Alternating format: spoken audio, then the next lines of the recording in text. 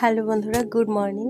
বাঁকুড়া জেলা থেকে আমি অর্পিতা চলে এসেছি আবার একটা নতুন ভিডিও নিয়ে। আশা করি তোমরা খুব ভালো আছো। আমি তো সবসময় ভালো থাকি। তো চলো আজ দিনটা আমার সাথে শুরু করো। খুব ঠান্ডা লেগেছে, গলাতে খুব ব্যথাও। আর দেখছো জাস্ট ঘুম থেকে উঠেছি, দেখে সেটা বুঝতে পারছো। বাবা এখনও আজ বেরোয়নি, বাবা জাস্ট বেরোচ্ছে আর ঠান্ডা লেগেছে, গলা ব্যথা করছে। বাবা যাওয়ার সময় আমি এটাই বলছে যে ওষুধটা খেয়ে নিস। অ্যান্টিবায়োটিকটা কতদিন থেকে দিয়েছি কিন্তু খাওয়াই হচ্ছে না। তোমরাও আশা করি গলার শুনে বুঝতে পারছো আমার ঠান্ডা লাগাই আছে। তবে ব্রাশ ট্রাশ করলাম। ব্রাশ ট্রাশ করার পর আমার আবার মানে ল্যাদ খেতে, লোক বিছানায় শুয়ে ল্যাদ খায়, আমি আবার ব্রাশ করতে ল্যাদ খাই। মানে আমার অনেকক্ষণ ধরে ঘুরে এখানে বসে ওখানে বসে ব্রাশ করা হয় আর কি। জানি এটা খুব বাজে অভ্যেস, কিন্তু তবুও এটাই করি। তো ঠান্ডা লাগার কারণে একটু শীত করছিল, মানে একটু রোদটা ভালো লাগছিল। তো যে কারণে ব্রাশ ট্রাশ করবার পর আমি একটু ছাদের ওখানে গেলাম। ছাদে গিয়ে দেখি কাকিমা মেলছে ধান। তো কাকিমা আমাকে বলছে, তুই যখন তখন ভিডিও বানাস, কাজের সময় যখন মানে যেভাবে সেভাবে থাকি আর কি, বুঝতেই তো পারো চাষি ফ্যামিলি আমাদের। তো সবসময় মোটামুটি বাড়িতে কাজ থাকে, তো সবসময় অত প্রেজেন্টেবল হয়ে পরিপাটি টিপটপ হয়ে থাকা যায় না, সম্ভব নয় আর কি। তো এখন দেখো, এটা হচ্ছে আমার বাড়ির চারপাশটা আর কি। এখানে মাছের বাগান আছে, তো আমার বেশ ভালোই লাগছে। তো ওখানে জানো তো একটা তেঁতুলের গাছ আছে, অনেক তেঁতুল হয় ওখানে। আর আমি তো খেয়ালই করিনি, এনারা দুজন খুব মানে প্রেমে মগ্ন ছিল। দেখো তারপর কী কারণে যেন ঝগড়া হলো, একজন দূরে সরে গেল। আর যখনই দেখছি আমি ভিডিও করছি, লজ্জা পেয়ে পালিয়ে গেল। এটা আমার বেশ ভালো লাগলো। এবার আমি এখানে আছি, ছেলে তো শুনবে না, সে তো কিছুক্ষণ পর এখানে ভিডিও করতে দেখছি কান্নার আওয়াজ। দেখছি অর্ধেক সিঁড়িতে এসে বসে আছে, একা একা পুরোটা আসে না। ও এমনিতে বদমাশ হলে কী হবে, কিন্তু প্রচণ্ড ভীতু আর কি। তো এবার কাকিমা আমাকে গিয়ে নিয়ে এলো, নিচে নেমে দেখছি ঠাম্মারও আমার মতো সেই একই অবস্থা। ঠাম্মা বসে রোদ পোহাচ্ছে, বলছে ভালো লাগছে না, চোখে পিছুটি আসছে। তো এবার আমার হয়েছে কি, কপালে একটা কী যেন হয়েছে, বুঝতে পারছি না, মানে কপালে ঠিক নয়, এই সাইডটাতে।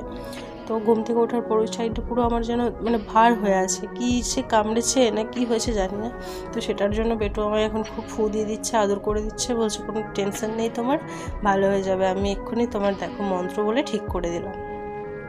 তো এবার একটা ভালো অভ্যেস মানে করার চেষ্টা করেছিলাম, চিয়া সিডটা খাওয়ার, কিন্তু মাঝে মধ্যে ভুলেই যাই জানো। আবার এমনও হয় যে ওটা আমি ভিজিয়ে রেখে দিলাম, তারপর ওটা হয়তো 3 দিন 4 দিন পর মানে খুঁজে পেলাম যে এটা ভিজিয়েছিলাম তো খাওয়ার জন্য। তো যাই হোক, আজকে মা মনে করে দেওয়াতে চিয়া সিডটা নিলাম, ভাবছি একটু খাবো। তো সে খাবো আবার কি, তারও তো মানে মা সেই জল গরম করে রেখেছিল, সেই জন্য খাওয়া হচ্ছে। আর এমনি মায়ের শরীরটাও একটু খারাপ যাচ্ছে জানো তো, শরীরটা বেশ ভালো নেই। আর এখানে পাশে হচ্ছে ডালিয়া সবার জন্য। তো এবার কি হয়েছে, আমি আবার সেই রোদ খুঁজে বেড়াচ্ছি। তো এই মাটির ওপরটায় এসে একটু বসে খাচ্ছিলাম। আর ওই সাইডে তোমরা দেখতে পাচ্ছ না, ওই দেখো আসছে বৌদির সাথে একটু কথা বলছিলাম, অনেকটা দূর থেকেই হাঁক দিয়ে গল্প করছিলাম। দিয়ে বৌদি বললো এটাও তোমার ভিডিও বানাতে হচ্ছে, তো ওই জন্য আমি হেসে ফেললাম। এখানে বেটু যাচ্ছে আবার মায়ের সাথে ওইদিকে, রাস্তার ওইদিকে। এখানে দেখো না, বাবাকে একটা কাকু দিয়েছে বাঁধাকপি, ব্রোকলি, ফুলকপি, এতগুলো কপি নিয়ে কী করি বলো তো। তো অনেক দিন থেকে চুলটাতে একটু তেল লাগাবো করে আমার কুড়েমির কারণে চুলে তেলই দেওয়া হয় না। তাই আজকে সকালবেলায় উঠেই তেলটা ওই জন্য রোদে ফেলে রেখেছিলাম। তো যে কটা আছে একটু বাঁচানোর চেষ্টা করি আর কি। দেখো আমার টাক কত সযত্নে তোমাদের দেখাচ্ছি, কী টাক হয়েছে। আবার এদিকে ডালিয়ার সাথে খাওয়ার জন্য মা একটু বেগুনি ভাজছে, বলছে শুধু ভাল লাগবে না। তো ওটা করে আমি আবার খাওয়াটা তোমাদের দেখাইনি। তারপর আমি শ্যাম্পু করে নিলাম।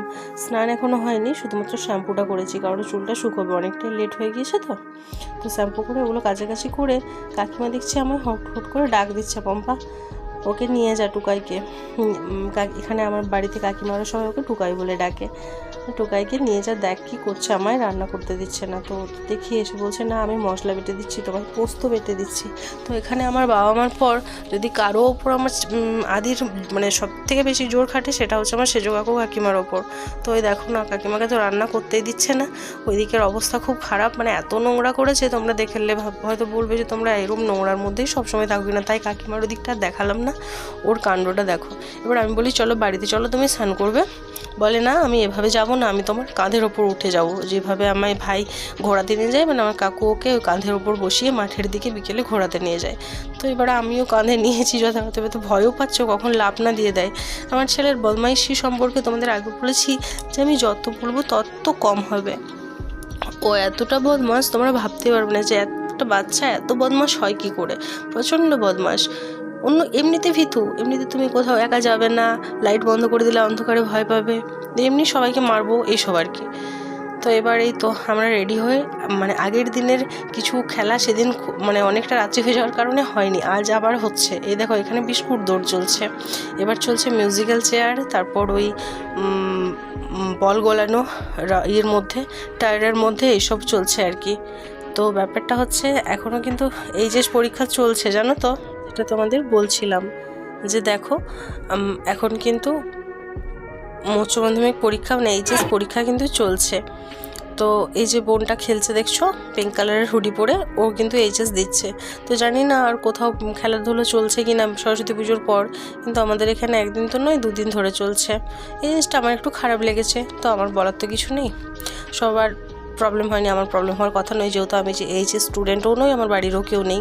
তো এবার একটু দোকানে গেলাম, দোকানে গিয়ে একটু পাউরুটি নিলাম, আর চা পাউরুটি খেতে ইচ্ছে করলো।